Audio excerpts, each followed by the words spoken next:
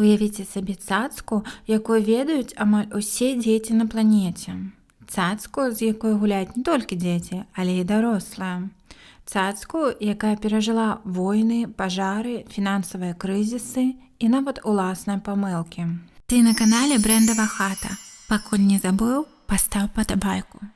Гаворка пра Лего. Але мала хто ведае, што гісторыя гэтай кампаніі пачалася ў маленькай дацкай вёсцы, а яе заснавальнік некалькі разоў амаль страціў усё. Сёння мы даведаемся, як звычайны цясляр стварыў адзін з самых вядомых брэндаў у свеце, а таксама разбярэм цікавыя факты пра Лего. Гісторыя Лего пачынаецца ў 1932 годзе ў невялікім дацкім мястэчку Білун. Тады цясляр Оле Кірк Крыстенсен перажываў цяжкія часы. У свеце бушавала вялікая дэпрэсія. Будаўнічых заказаў станавілася ўсё менш, і каб зарабіць хоць нешта, ён пачаў вырабляць драўляныя цацкі. Гэта былі качкі на колцах, машынкі, грузавікі і розныя фігуркі. Брэндава хата. Тут усё пра брэнды па-беларуску. Але галоўнай асаблівасцю Ола была не эканомія, а якасць. У яго была вядомая фраза «Толькі лепшае дастаткова добрае». Гэты прынцып застанецца дэвізам Лего на дзесяцігоддзі. У 1934 годзе кампанія атрымала новую назву Лего. Яна паходзіць ад дацкіх слоў «лег год», што азначае «гуляй добра». І вось што цікава, толькі пазней супрацоўнікі даведаліся, што на лацінскай мове слова «лего» можна перакласці як «я складаю» або «я збіраю». Нібыта сам лёс загадзя падказаў будучыню кампаніі. У гісторыі Лего было некалькі момантаў, калі кампанія магла проста знікнуць. У 1942 годзе пажар цалкам знішчыў фабрыку. Уявіце, гады працы згарэлі за адну ноч. Многія прадпрымальнікі пасля такога здаліся бы. Але Оле Кірк аднавіў вытворчасць і пачаў усё спачатку. І гэта быў не апошні пажар, на жаль. Праз гады кампанія зноў сутыкнулася з падобнай праблемай, але кожны раз Лего аднаўлялася мацнейшай. Менавіта таму гісторыя брэнда часта лічыцца прыкладам настойлівасці і веры ў сваю ідэю. У канцы 1940-х гадоў адбылася падзея, якая змяніла ўсё. Лего стала адной з першых кампаній у Даніі, што набыла машыну для ліцця пластыку. Для многіх гэта выглядала проста вар'яцтвам. Пластыкавыя цацкі ў той час лічыліся таннымі і непрывабнымі. Але сям'я Крыстенсенаў бачыла будучыню інакш. У 1949 годзе з'явіліся першыя пластыкавыя кубікі. Яны ўжо нагадвалі сучасныя Лего, але былі далёкія ад дасканаласці. Толькі ў 1958 годзе была запатэнтавана сістэма мацавання, якая выкарыстоўваецца і сёння. І вось сапраўды дзіўны факт. Калі ў вас ёсць кубік Лего 1958 года, ён усё яшчэ можа злучацца з кубікам, выпушчаным сёння. Больш за 60 гадоў сумяшчальнасці. Мала які прадукт можа пахваліцца такім дасягненнем. У 1960-х і 1970-х Лего пачала хутка расці. З'явіліся новыя наборы, тэмы і канструктары.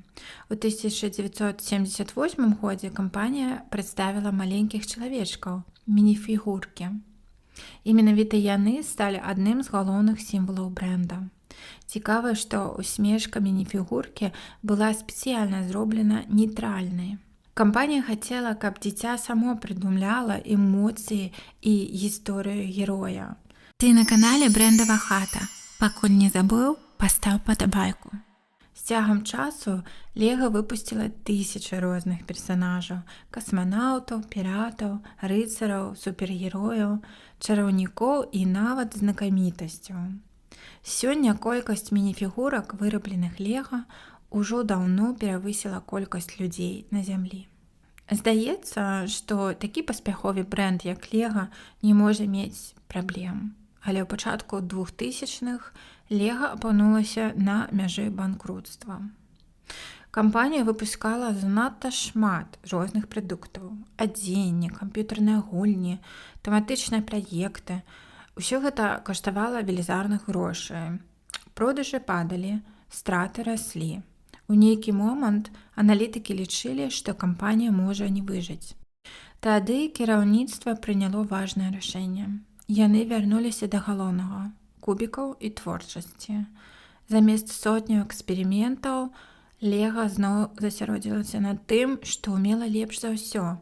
І гэта спрацавала. Сёння Лего з'яўляецца адным з самых каштоўных і любімых брэндаў цацак у свеце.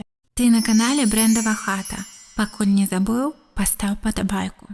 І вось некалькі фактаў, якія могуць вас здзівіць. У кожную секунду ў свеце прадаецца некалькі скрынак Лего.